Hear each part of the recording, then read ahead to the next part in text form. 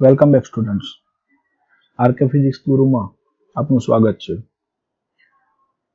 આજના ટોપિકની અંદર આપણે ભણવાનું છે પ્રિઝમ વડે થતું વક્રીભવન.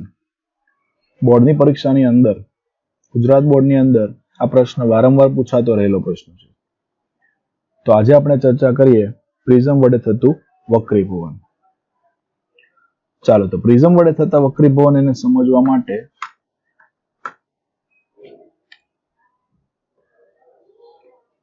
પ્રશ્ન આપણને એવો પૂછી શકે, પ્રિઝમ વડે પ્રકાશનું વક્રીભવન સમજાવો, અથવા ત્રિપાર્શ્વિક પ્રિઝમ પણ શબ્દ વાપરી શકે છે. તો એના વિશે આપણે ચર્ચા કરીએ. એના માટે સૌથી પહેલા આપણે આકૃતિને સમજવી પડશે. આકૃતિને સમજવા માટે આપણી પાસે અહીંયા આકૃતિ છે. એ આકૃતિની અંદર પ્રિઝમ એને નામ આપવામાં આવેલું છે ABC. પ્રિઝમ એની જે બિંદુઓ છે એ બિંદુઓને નામ આપ્યું છે ABC. હવે પ્રકાશનું કોઈ કિરણ આપણે આ AB સપાટી ઉપર આપાત કરીએ, એટલે આકૃતિમાં દર્શાવ્યા પ્રમાણે ધારો કે પ્રકાશનું કોઈ કિરણ, ત્રાસુ કિરણ લઈએ છીએ આપણે, એ AB સપાટી ઉપર આપાત થાય છે.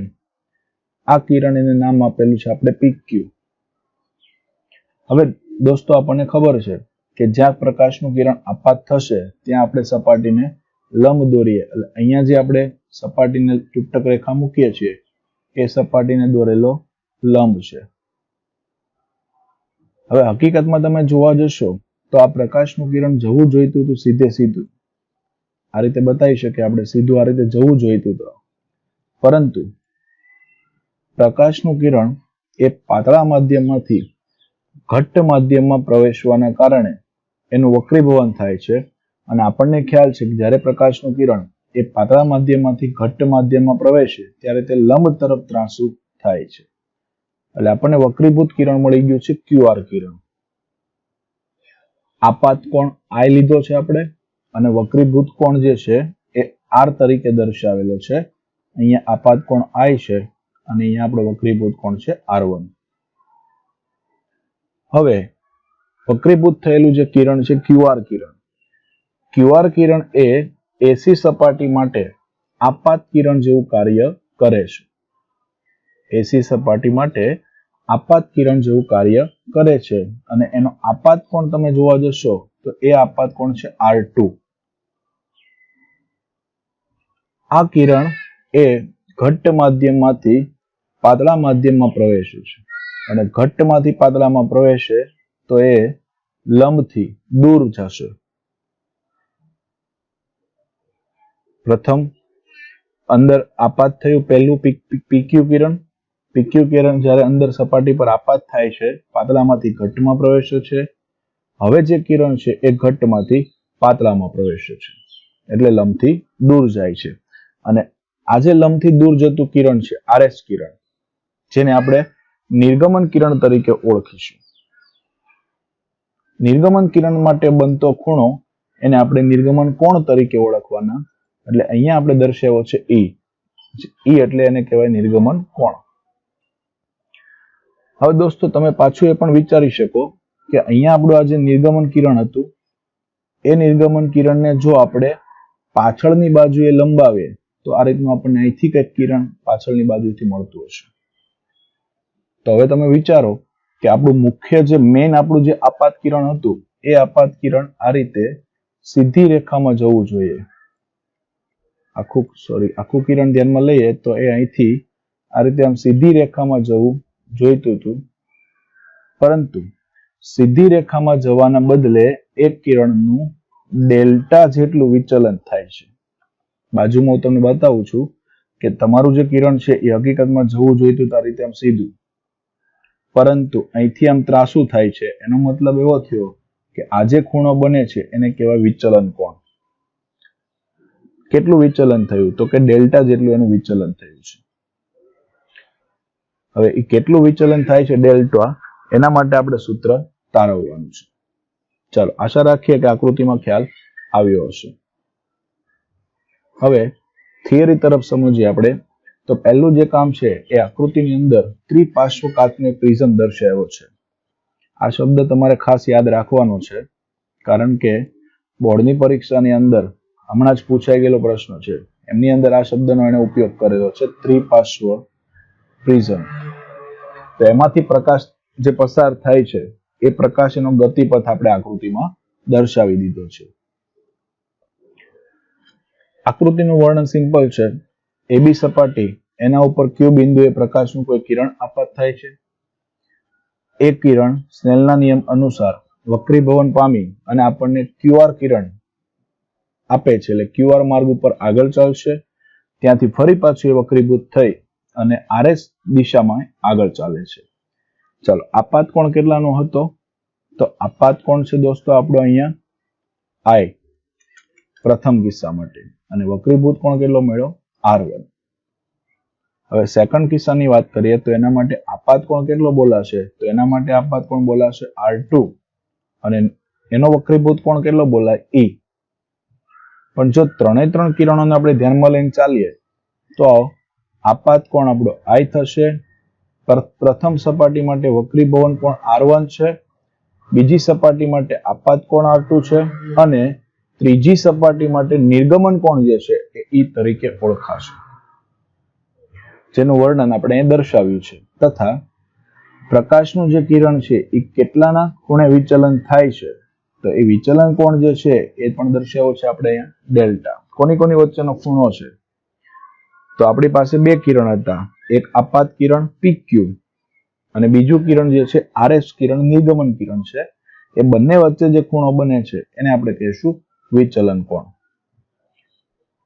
ચાલો હવે સૂત્રની તારવણી તરફ થોડુંક આગળ વધીએ. તો એમની અંદર ચાલો આકૃતિ ઉપરથી આપણે જો વિચારણા કરીએ તો પહેલી વાત છે આપણી પાસે આકૃતિની અંદર ત્રિકોણ આપણે ધ્યાનમાં લેવાનો થશે. એ ત્રિકોણ એને ધ્યાનમાં લે, પણ એના પહેલા એક ચતુષ્કોણને ધ્યાનમાં લઈ લે. ચતુષ્કોણ કયો? તો કે ચતુષ્કોણ જે છે આપણી પાસે AQNR. હવે એ ચતુષ્કોણની અંદર તમને ખ્યાલ હશે કે ભાઈ અહીંયા જે આપણે સપાટીને બે લંબ દોર્યા છે એ લંબને જો ધ્યાનમાં લઈએ તો આપણો જે ખૂણો છે Q અને ખૂણો R, આ બંને 90 ડિગ્રીના થશે, કારણ કે બંને સપાટી પાસે લંબ દોરેલા છે, એટલે એ 90 ના થશે. જે બંને 90 ના હશે તો બાકીના બે ખૂણા જે છે એનો સરવાળો એ પણ 90 + 90 એટલે કે 180 પ્રમાણે થવું જોઈએ, કારણ કે ચતુષ્કોણ એના ચારે ખૂણાનો માપનો સરવાળો 360 થાય. તો અહીંયા બે ખૂણા 90 ના છે, એટલે ખૂણો A અને ખૂણો QNR, ખૂણો QNR એટલે કે ખૂણો N, આ બંને ખૂણાના માપનો સરવાળો એ 180 થવો જોઈએ. કયા કયા બંને? તો ખૂણો N અને ખૂણો A, આ બંને ખૂણાના માપનો સરવાળો 180 થવો જોઈએ, જે આપણે અહીં સમીકરણ સ્વરૂપે દર્શાવ્યું છે. ચાલો હવે બીજી પરિસ્થિતિ સમજીએ. ત્રિકોણ પાછો એક ધ્યાનમાં લઈશું આપણે અહીંયા. ત્રિકોણ કયો? તો કે નીચે જે ત્રિકોણ દેખાય છે QNR, ત્રિકોણ QNR. આ ત્રિકોણના ત્રણ ખૂણાના માપનો સરવાળો થશે 180. તો અહીંયા આપણી પાસે જે અંદરના ભાગમાં દેખાય છે એ અંદરના ભાગની અંદર R1 છે, R2 છે, અને ત્રીજો ખૂણો જે છે ખૂણો N, જે આપણને ખબર નથી, એટલે ત્રણે ત્રણનો સરવાળો કરી દે તો ત્રણેયનો સરવાળો કેટલો થશે? 180. એટલે R1 + R2 + ખૂણો QNR બરાબર 180. હવે પ્રથમ સમીકરણ અને બીજું સમીકરણ, આ બંને સમીકરણની જો આપણે સરખામણી કરી દઈએ તો બંને સમીકરણની અંદર જમણી બાજુનું જે પદ છે એ સમાન છે. જો જમણી બાજુનું પદ સમાન હોય તો સ્વાભાવિક છે ભાઈ ડાબી બાજુના પદ પણ સમાન થશે. ડાબી બાજુના પદ સમાન થાય તો એ પદને તમે ધ્યાનમાં લેવા જાઓ તો હું તમને કહું છું, આ જે બંને સમીકરણો છે, આ બંને સમીકરણની અંદર ડાબી બાજુનું જે પદ છે એ પદમાં QNR વાળું પદ બંનેમાં કોમન છે, એટલે કેન્સલ થઈ જશે. તો વધે છે આપણી પાસે R1 + R2, અહીંયાથી વધે R1 + R2 અને અહીંયા વધે છે A, એટલે આપણને ફાઇનલી એક ઇક્વેશન મળશે. એ ઇક્વેશન થશે આપણું R1 + R2 = A. R1 plus R2 is equal to A. ચાલો આને પણ આપણે યાદ રાખીશું. હવે બહિષ્કોણની દ્રષ્ટિએ વિચારીએ તો બહિષ્કોણની દ્રષ્ટિએ જો વિચારણા કરીએ આપણે તો એમની અંદર અહીંયા પ્રથમ તમારું જે કિરણ હતું PQ, એ મેં તમને એવું કીધું કે PQ કિરણ છે હકીકતમાં જવું જોઈતું તો આ રીતના માર્ગે, પણ એ રીતે જવાને બદલે એનું આટલું વિચલન થાય છે. એટલે આ જે ખૂણો બને છે એને વિચલન કોણ આપણે નામ આપીએ ડેલ્ટા 1. સેમ રીતે બીજું જે કિરણ છે આપણું RS કિરણ, એ RS કિરણને QR કિરણ જે છે, આ QR કિરણને જો વિચારીએ તો એ કિરણ પણ હકીકતમાં જવું જોઈતું તો આ રીતે સીધે સીધું, પરંતુ એનું પણ અહીંયાથી થોડું વિચલન થાય છે. આ જે ખૂણો બને છે એને આપણે નામ આપીએ ડેલ્ટા 2. એટલે બે વસ્તુ મળી ગઈ છે આપણને, ડેલ્ટા 1, ડેલ્ટા 2. એ બંનેને જો આપણે ધ્યાનમાં લઈને ચાલીએ તો આ જે ખૂણો ડેલ્ટા 2 છે તેનો મતલબ થયો આ ખૂણો એ પણ સેમ જ થશે ડેલ્ટા 2. કેમ કે અભિકોણની જોડ બનશે, સામસામેના ખૂણા સમાન થશે. એટલે બે વસ્તુ મળી ગઈ, ડેલ્ટા 1, ડેલ્ટા 2. હવે તમે જોઈ શકો છો અહીંયા ઉપરની રચના તમે ધ્યાનમાં લો તો એ ઉપરનો જે ત્રિકોણ છે એ ત્રિકોણની અંદર ત્રિકોણના નામ બતાવી દઉં છું. ત્રિકોણની અંદર ત્રિકોણ QM અને R, ત્રિકોણ QMR, એની રચનાને હું એ સાઈડમાં બતાવું છું તમને. QMR ની જે રચના છે એ રચના કંઈક આવી છે. આ ખૂણો છે ડેલ્ટા 1, આ સાઈડનો ખૂણો જે છે એ ડેલ્ટા 2, અને આ ત્રીજો જે ખૂણો છે અંદરનો એ આપણને ખબર નથી, પરંતુ બહારનો જે ખૂણો આ છે એ આપણને ખ્યાલ છે. તો યાદ કરો મિત્રો, બહારનો જે ખૂણો ખબર હોય તો એને આપણે બહિષ્કોણ કહીએ. તો બહિષ્કોણનો મતલબ શું થયો? અંદરના બંને ખૂણાનો સરવાળો. તો delta is equal to delta 1 plus delta 2. એટલે અહીંયા આપણી પાસે એ સમીકરણ છે, જોઈ શકો આપ. Delta is equal to delta 1 plus delta 2. હવે આકૃતિ પરથી આપણે ડેલ્ટા 1 અને ડેલ્ટા 2 બંનેની કિંમત લાવવાની છે. તો ડેલ્ટા 1 એને મેળવવા માટે ફરી પાછા આપણે અહીંયા આકૃતિ પર ધ્યાન આપીએ તો એમની અંદર ડેલ્ટા 1 ની કંઈક રચના આવી છે. આ પ્રથમ કિરણ જે છે આપણું આ આપાત કિરણ છે. અહીંયા ખૂણો બને છે એ ખૂણો I, આપાત કોણ. હવે આમાં તમે જોઈ શકો અહીંયા બે ભાગ પડે છે. બે ભાગની અંદર નીચે જે છે ભાગ, એ ભાગ છે R1, અને ઉપરનો જે આ ભાગ છે એ ભાગ છે આપણો ડેલ્ટા 1. તો હવે તો તમને સિમ્પલ રીતે ખબર પડી જશે કે I બરાબર લખી શકીએ આપણે ડેલ્ટા 1 પ્લસ R1. I બરાબર ડેલ્ટા 1 પ્લસ R1, કારણ કે અભિકોણ થશે. હવે આમાંથી તમે ડેલ્ટા 1 ને કરતા બનાવી દો. તો ડેલ્ટા 1 એને કરતા બનાવો છો તો તમારું સમીકરણ આ રીતે મળે છે. એવું જ તમે સામેની બાજુએ વિચારી શકશો. તો સામેની બાજુ જાતે વિચારો તો તમને એમાં પણ આ ટાઈપનું કંઈક સમીકરણ મળશે. Delta 2 is equal two E minus R2. હવે દોસ્ત આ બધી જ વેલ્યુ જે છે, બંને વેલ્યુ ડેલ્ટા 1 અને ડેલ્ટા 2, એને આપણે ઉપરના સમીકરણમાં એડ કરી દઈએ. ઉપરના સમીકરણમાં જો એને એડ કરીએ તો એડ કર્યું એટલે તમારું સમીકરણ કંઈક આ ટાઈપનું છે. Delta is equal two I minus R1 plus E minus R2. આ બંને માઇનસ વાળા જે પદ છે એને આપણે ભેગા કરી દઈએ તો સમીકરણ બને E પ્લસ I. બંને માઇનસ વાળા પદમાંથી માઇનસ કોમન કાઢી એટલે કૌંસમાં આવશે R1 પ્લસ R2. તો R1 પ્લસ R2 જે છે એની વેલ્યુ આપણી પાસે અહીંયા છે. R1 plus R2 is equal two A. અહીંયા આપણે એડ કરી દઈએ A, તો આપણને હવે જે સમીકરણ મળશે એ ફાઇનલી હશે આપણું છેલ્લે delta is equal two I plus E minus A. અહીંયા ડેલ્ટા બતાવી દઉં છું તમને. તો delta is equal two I plus E minus A. I ને આ બાજુ લઈ જઈએ તો delta plus A is equal two I plus E. તરીકે ઓળખાશે. અને એ જે સમીકરણ આપણું બનશે એ સમીકરણ યાદ રાખજો દોસ્તો, એ સમીકરણ છે એને કહેવાશે પ્રિઝમ સમીકરણ. એટલે સમીકરણ આપણું આવું છે, delta plus A is equal to I plus E. આ સમીકરણ એને પ્રિઝમ સમીકરણ તરીકે ઓળખવામાં આવશે. હવે અહીંયા જે ડેલ્ટા છે એ ડેલ્ટા આધાર કોના ઉપર રાખશે? તો આધાર રાખશે આપાત કોણ ઉપર. જો આપાત કોણ બદલાશે તો સ્વાભાવિક છે વિચલન કોણ બદલાશે. એટલે અહીંયા સુધી તમને એક ક્વેશ્ચન પૂછી શકે પરીક્ષાની અંદર, અહીંયા સુધીનો પ્રશ્ન આપે કે બે પ્રિઝમ માટે પ્રિઝમ સમીકરણ મેળવો, અથવા તમને આ સમીકરણ રકમની અંદર આપી દીધું છે, ક્વેશ્ચનમાં તમને આ સમીકરણ આપી દે કે આ સમીકરણ તારવો, તો તમારે અહીંયા સુધીનું વર્ણન કરવાનું છે. પણ હજુ જો ક્વેશ્ચનને વિસ્તારથી વિચારીએ આપણે, હજુ થોડોક આગળ વધારીએ ક્વેશ્ચનને, તો એમની અંદર ખૂણાની દ્રષ્ટિએ આપણે થોડુંક વિચારણા કરી દે. હવે માની લો કે આપણે પ્રિઝમ જે ધ્યાનમાં લીધો છે એ પ્રિઝમ આપણે સમબાજુ, સરળતા ખાતર આપણે પણ સરળતા પડે એ માટે થઈ સમબાજુ પ્રિઝમ એને આપણે ધ્યાનમાં લઈ અને અલગ અલગ આપાત કોણ, અલગ અલગ ખૂણે પ્રકાશના કિરણને આપાત કરીએ, અને એ કિરણ જે આપાત કરીએ છીએ તો એમની અંદરથી આપણને એના જે વિચલન કોણ મળે છે એના પ્રમાણે આલેખ દોરીએ. તો આલેખ તમને કંઈક આવો મળે છે. તો આલેખ શું દર્શાવે છે ભાઈ? તો આલેખ એવું દર્શાવે છે દોસ્તો કે શરૂઆતમાં આપાત કોણ જ્યારે ઓછો હોય છે ત્યારે વિચલન કોણ એનું મૂલ્ય જે છે એ વધારે છે, તમે જોઈ શકો છો અહીંયા, બરાબર.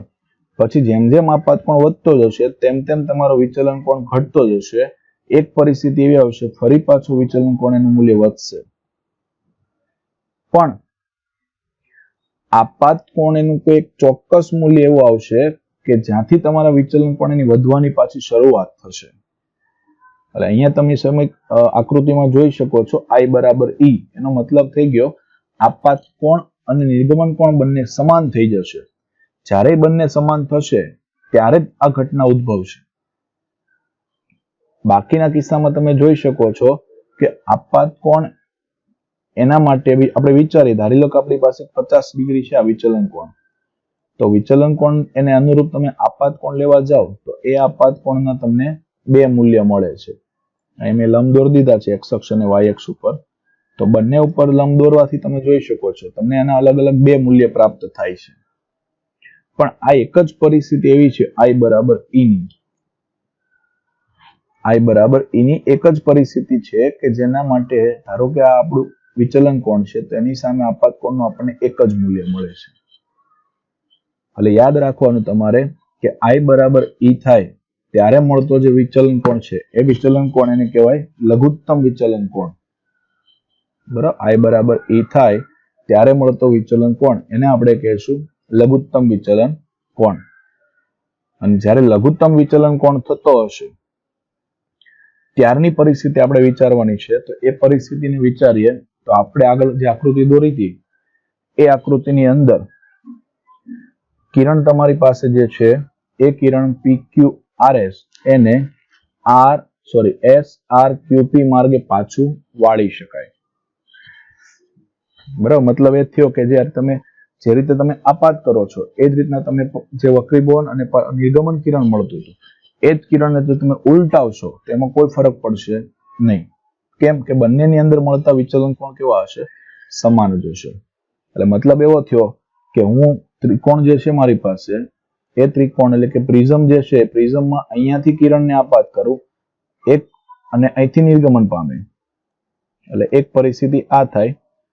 પણ જો I બરાબર E થાય તો એના કરતા હું ઉલટું પણ વિચારી શકું, અહીંયાથી કિરણને આપાત કરું અને મારું કિરણ અહીંથી આમ રિટર્ન આવે, તો બંને કિસ્સામાં મળતો જે વિચલન કોણ છે એ વિચલન કોણ સેમ જ મળશે. અને મેં તમને હમણાં જ વાત કરી એ મુજબ કે ત્યારે જે વિચલન કોણ મળે છે એ વિચલન કોણ એનું મૂલ્ય નાનામાં નાનું લઘુત્તમ હશે, એટલે એને કહેવાશે લઘુત્તમ વિચલન કોણ. બરાબર, લઘુત્તમ વિચલન કોણ. અને જ્યારે લઘુત્તમ વિચલન કોણ મળતો હશે ત્યારે તમારું વચ્ચેની આ જે કિરણવાળી છે ભાગ, જે આપણે અહીંયા Q બિંદુ લીધું હતું અને સામેની બાજુ આપણી પાસે R બિંદુ હતું, તો QR કિરણ જે છે એ પાયાને સમાંતર, આ જે આપણો પાયો છે પ્રિઝમનો જે પાયો, એ પાયાને સમાંતર થઈ જશે. પણ ક્યારે? તો કે જ્યારે લઘુત્તમ વિચલન કોણ મળે ત્યારે.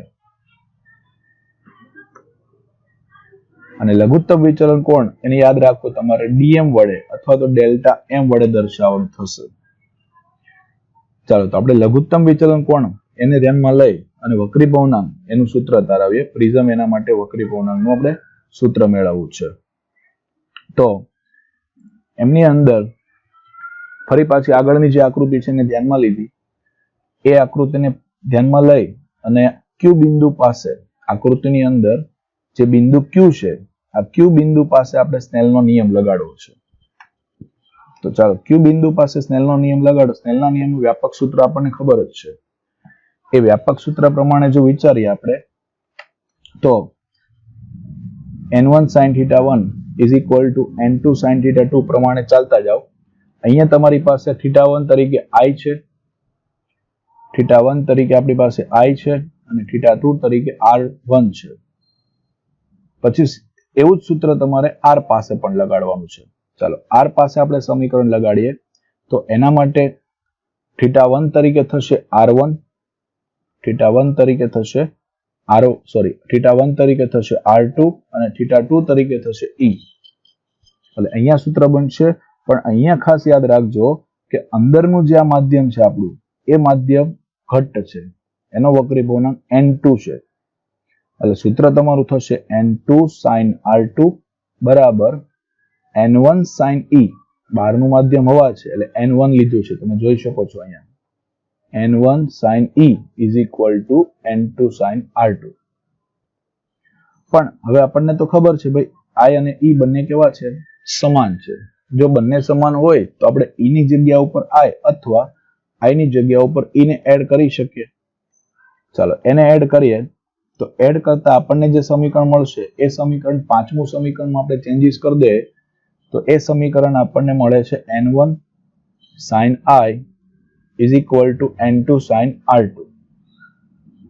હવે અહીંયા તમે જોઈ શકો છો n1 sin I અને અહીંયા પણ તમે જોઈ શકો છો n1 sin I બંને સમાન છે. તો સમીકરણ 4 અને સમીકરણ 6 એને આપણે સરખાઈ દઈએ. ચાલો સરખાવશો એટલે જમણી બાજુનું પદ તમારું સરખામણી અનુભવ છે. બરાબર, જમણી બાજુનું પદ છે તમારું એ સરખામણી અનુભવ છે. તો એ પદ એના પ્રમાણે ચાલીએ તો અહીંયા છે આપણી પાસે n2 sin R1, અહીંયા છે n2 sin R2. હવે બંનેની અંદર n2 n2 તો સમાન થઈ ગયા. જો બંનેમાં n2 n2 સમાન થાય તો એને કેન્સલ કરી શકશું આપણે. એટલે વધે આપણી પાસે sin R1 is equal to sin R2. ચાલો બંને બાજુ sin વિધેય છે તો sin વિધેયને પણ કેન્સલ કરી દે એટલે R1 બરાબર R2. એટલે આપણને ઇક્વેશન મળી ગયું R1 is equal to R2. એનો આપણે ઉપયોગ કરીશું. ચાલો R1 બરાબર R2 is equal to ખાલી R લખાય તો એને આપણે આગળ એક સૂત્ર તાર્યું હતું A is equal to R1 plus R2. A is equal to R1 plus R2 ની અંદર આપણે એડ કરી દઈએ તો સૂત્ર થશે આપણું A is equal to R plus R થઈ જશે. સૂત્ર હતું R1 plus R2 પણ આપણે એડ કરી દીધું R1 plus R2 એના સ્થાન ઉપર R. તો A બરાબર R plus R is equal to 2R. તો R મળી ગયો આપણને A/2. ચાલો એવી જ રીતના આપણે ડેલ્ટા એમને મેળવવાનો પ્રયત્ન કરવો છે તો એના માટે આપણે I લઈ આવવું પડશે. I લાવવા માટે થોડુંક વિચારીએ. સમીકરણ જે આપણને મળી ગયું છે આગળ પ્રિઝમ સમીકરણ, એ પ્રિઝમ સમીકરણની અંદર I plus E, અહીંયા E છે જો દોસ્તો, E ના સ્થાન ઉપર તમે I લખી શકો તો અહીંયા થઈ જશે I plus I minus A. I plus I minus A. એટલે એને ચેન્જ કરીએ તો આ રીતનું થશે I plus I અહીંયા equal to 2I. એને પહેલી બાજુ લઈ લેશું પછી તો 2I બરાબર ડેલ્ટા પ્લસ A લખી શકાય. જે અહીંયા ચેન્જ કર્યો છે એ કંઈક આવું હશે. આમાંથી આપણે I ને કરતા બનાવી દઈએ તો i ને કરતા બનાવતા આપણને જે સમીકરણ મળ્યું છે એ આ રીતનું છે, i બરાબર a plus delta m by 2. ચાલો i પણ મળી ગયો છે, e પણ મળી ગયો છે. બંનેનો ઉપયોગ કરી અને આપણે સ્નેલનું જે નિયમ હતો આપણી પાસે એની અંદર એડ કરી દઈએ. જો બંને કિંમતને સ્નેલના સમીકરણમાં ઉપરના જે સમીકરણ હતા, સમીકરણ 4 અને સમીકરણ 6, એ બેમાંથી કોઈ પણ એક સમીકરણમાં તમે એને એડ કરી શકો અને એડ કરશો એટલે તમને કંઈક આવું સમીકરણ મળે છે. અહીંયા n21 is equal to n2 by n1, એ તો આપણને ખ્યાલ જ છે. sin i બરાબર a plus delta m by 2 અને sin r બરાબર આવી ગયું a બાય 2. બંને વેલ્યુ એડ કરી દીધી છે. ચાલો હવે થોડુંક વિચારો. ફરી પાછું માની લો કે આપાત કોણ અથવા તો નિર્ગમન કોણ છે તમારી પાસે એ સૂક્ષ્મ હોય, એટલે કે જો ખૂણો સૂક્ષ્મ હોય તો કે જો ખૂણો સૂક્ષ્મ હોય તો sin થીટા એને આપણે એપ્રોક્સિમેટલી થીટા લખી શકીએ. sin થીટા ને એપ્રોક્સિમેટલી થીટા લખીએ તો આપણને અહીંયા મળી ગયું છે જે સમીકરણ, એ સમીકરણમાં ચેન્જ થઈને જુઓ તમે અહીંયા બંને સમીકરણમાં ઉપર અને નીચે sin વિધેય કેન્સલ છે. sin વિધેયને આપણે ઉડાડી નથી દીધું, પણ ખૂણાને આપણે સૂક્ષ્મ દર્શાવી દીધા છે. હવે તમે એમાં 2 2 કેન્સલ આઉટ કરી શકો. આમની અંદર આપણે જે છે બંનેના છેદમાં અહીંયા 2 છે તેને કેન્સલ કરી દઈએ એટલે આપણને આ રીતનું સમીકરણ મળે છે. એ સમીકરણની અંદર અહીંયા બાય મિસ્ટેક એક છે, અહીંયા સમીકરણમાં છેદમાં આવશે a, એટલે a plus d by a. તો a બાય a કરી શકીએ. બંનેને છેદ આપણે અલગ અલગ આપી દઈએ. જો બંનેને છેદ અલગ આપીશું તો એવી પરિસ્થિતિની અંદર a by a equal to 1 અને dm બાય a એ તો એઝ ઇટ ઇઝ જ રહેશે. હવે આમાંથી તમારે સાદુરૂપ આપી અને તમારે dm ને કરતા બનાવવાનો છે, અથવા ડેલ્ટા m એને કરતા બનાવશો તો ડેલ્ટા m ને કરતા બનાવશો એટલે તમારું સૂત્ર મળે છે a ઇન્ટુ n-1. ખાસ યાદ રાખજો મિત્રો, આ delta m is equal two n-1 into a લખી શકાય અથવા a ઇન્ટુ n-1 લખી શકાય. એટલે એનો મતલબ એવો થયો કે પાતળો જે પ્રિઝમ હશે એના માટે આ સમીકરણ થયું. ખૂણા આપણે સૂક્ષ્મ લીધા, એનો મતલબ શું થયો કે જો આપણો પ્રિઝમ ખૂબ પાતળો હોય, જો પ્રિઝમ પાતળો હશે તો એનો જે પ્રિઝમ કોણ છે એ પ્રિઝમ કોણ એ પણ પાતળો હશે. તો આખા પ્રશ્નની અંદર જ્યાં જ્યાં આપણે એનો ઉલ્લેખ કરેલો છે એ એટલે પ્રિઝમ કોણ છે. તો સમીકરણ પાતળો પ્રિઝમ આવે ત્યારે તમારે આ સમીકરણનો ઉપયોગ કરવાનો છે.